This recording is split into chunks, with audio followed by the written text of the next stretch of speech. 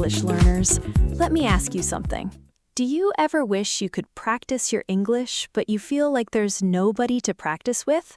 Oh, I know that feeling well. And honestly, so many of my students say the same thing. They tell me, Erica, I don't have a speaking partner. I don't live in an English-speaking country. I don't have time for daily classes. And I always tell them the same truth. You don't need any of that. Wait, really? Really, you can practice English alone every single day, and you only need 15 minutes. I'm Erica, and welcome to Speak English with Erica and Marco.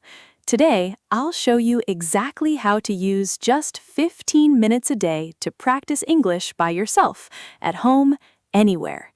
By the end of this episode, you'll feel much more confident because you'll have a real, simple plan that actually works. Let's dive in. First, think about this. When you imagine practicing English, what do you see?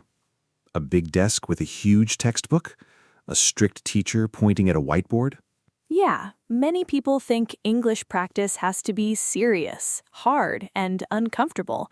But today, we're going to change that idea.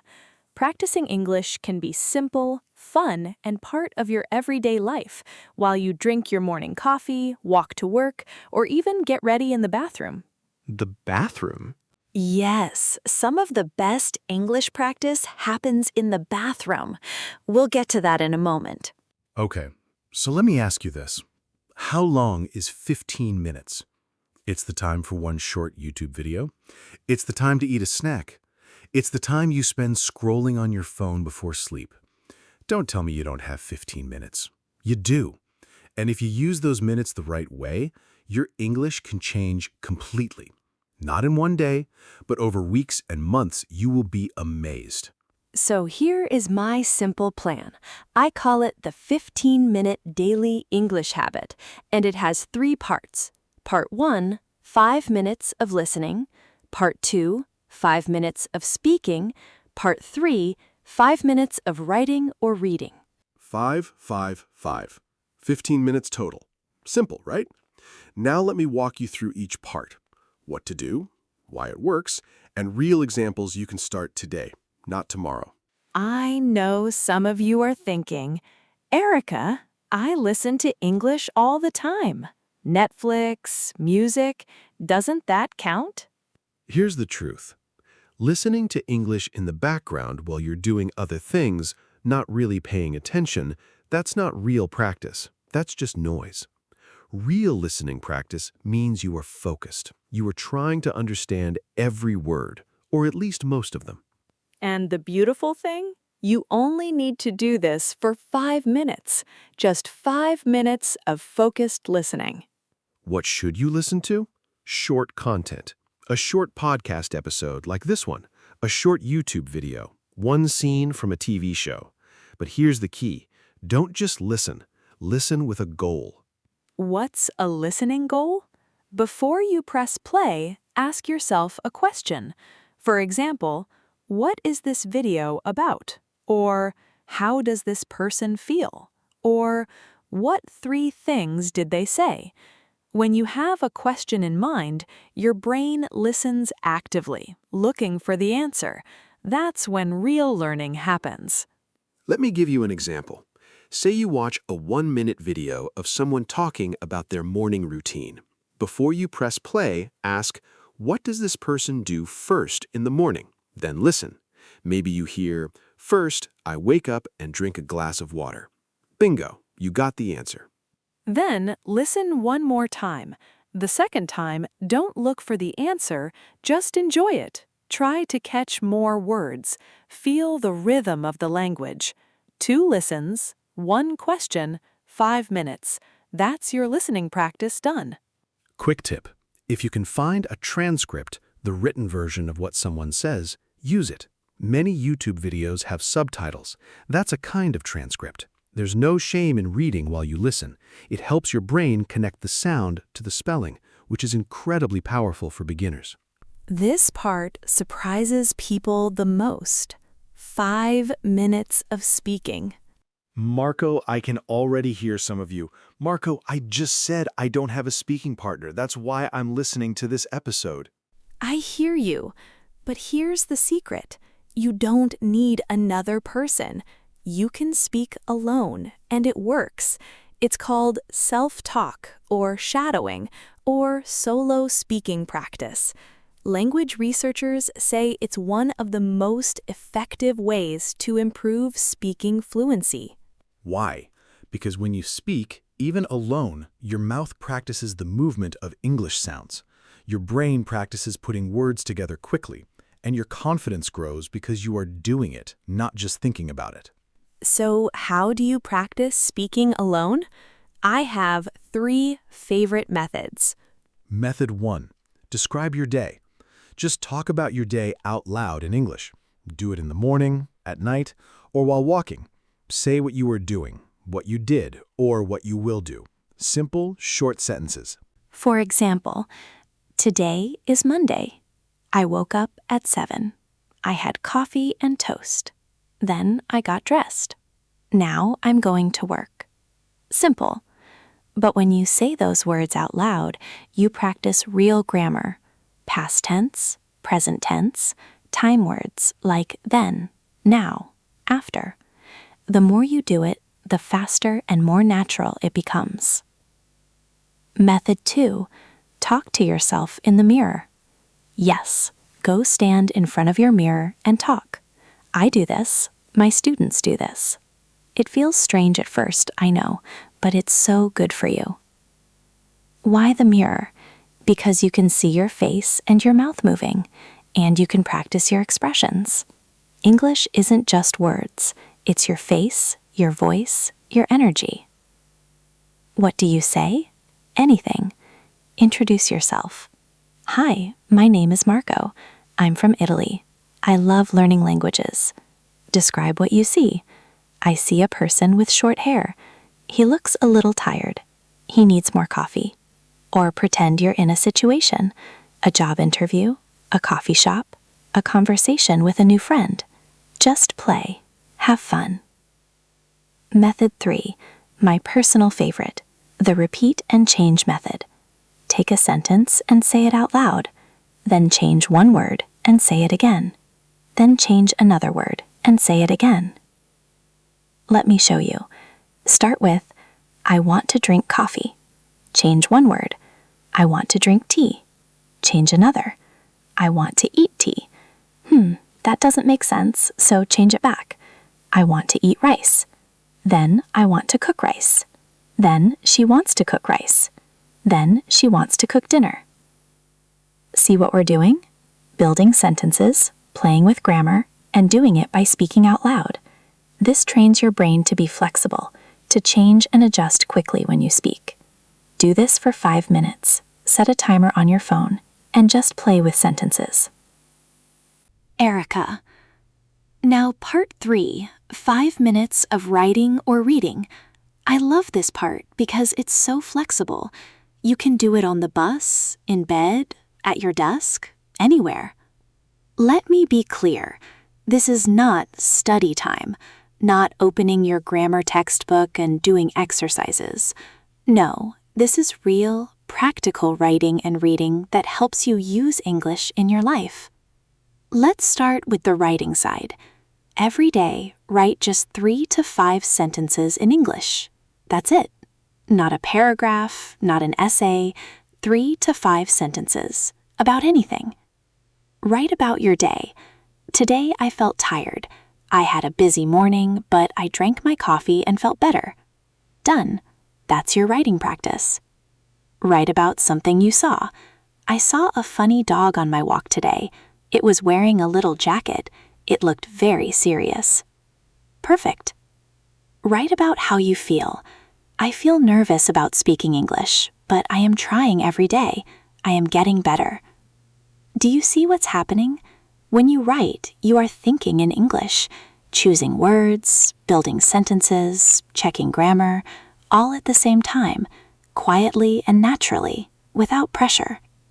And a tip for beginners: don't worry about being perfect. Don't stop to look up every word. Just write with what you know. Writing with confidence is more important than writing perfectly. You can fix mistakes later, but you can't get back the confidence you lose from being too afraid to try. I really mean that. Don't be afraid to make mistakes when you write. Mistakes are how your brain figures things out. Now, reading. If writing feels too hard right now, swap it for reading. 5 minutes of focused reading in English. Not just scrolling past an English social media post, but actually reading slowly with attention. What should you read? For beginners, short, simple texts. Children's books in English are amazing. I know it sounds funny, but they use simple words, short sentences, and clear stories. They're perfect for building reading confidence. You can also read simple news websites like Easy English News or News in Levels, made especially for learners. The vocabulary is simple, the sentences are short, and you're reading about real things in the world. Another great option, read the captions or subtitles of something you already watched. You watched a video for your listening practice, right? Now read the transcript, slowly. Notice the words and how sentences are built. This is recycling your content, using the same material for listening and reading. Your brain sees the language twice, once with ears and once with eyes. That repetition is gold for learning. Vocabulary. 1 word a day. Now, let's talk about something very important that many learners forget: vocabulary. Because you can practice listening, speaking, and writing every day, but if you don't build your vocabulary, you'll always feel stuck, like you know what you want to say but don't have the words. So here's how to handle vocabulary inside your 15-minute practice. Choose just 1 new word every day. 1 word, not 10, not 20. 1. I can hear some of you saying, Erica, only 1 word? That's so slow. But listen, 1 word that you truly understand, truly remember, and truly use is worth more than 50 words you memorized and forgot. So every day, pick 1 word. Learn what it means. Say it out loud 3 times. Write it in a sentence. And then, this is the most important step, try to use it during your speaking practice. Let me show you. Let's say today's word is exhausted. Exhausted means very, very tired. More than just tired. Your whole body is tired. Say it 3 times. Exhausted, exhausted, exhausted. Now, write a sentence. After work, I felt exhausted. Simple, clear, good. Now use it in your speaking practice. When you describe your day, say it out loud. Yesterday, I was so exhausted. I came home and went straight to bed. See? That word is not just in your notebook. It's in your mouth and in your memory. Next time you need it in a real conversation, it will come out naturally. That's how vocabulary really sticks. Part 1. 5 minutes of focused listening. Choose short content. Have a listening goal. 1 question you want to answer. Listen twice. Use subtitles or a transcript if you can. Part 2. 5 minutes of speaking alone. Pick 1 method. Describe your day, talk in the mirror, or play the repeat and change sentence game. Speak out loud. Don't whisper. Use your real voice. Part 3. 5 minutes of writing or reading. Write 3 to 5 simple sentences about anything, or read something short and simple. Recycle your listening content if you can. And every single day, choose 1 new word. Learn it, say it, write it, use it. 5, 5, 5. 15 minutes, 1 word a day. That's your plan. Does this sound familiar? Please don't feel bad. This happens to almost everyone. It's not because you're lazy or bad at English. It's because you haven't built a habit yet. A habit is something you do without thinking, like brushing your teeth. You don't wake up and ask, should I brush my teeth today? You just do it. That's what we want English practice to become for you. Small, easy, automatic. And the secret to building a habit is habit stacking. Attach the new habit to something you already do. For example, every morning you drink coffee, right? So you say, after I make my coffee, I do my 5 minutes of listening. Every evening, you wash your face before bed. So you say, while I wash my face, I talk to myself in the mirror in English. Every lunch break, you eat alone. So you say, while I eat, I read for 5 minutes in English. See?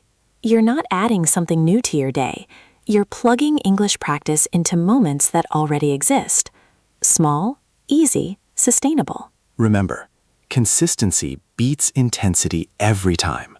It's better to practice 15 minutes every day than 3 hours once a week.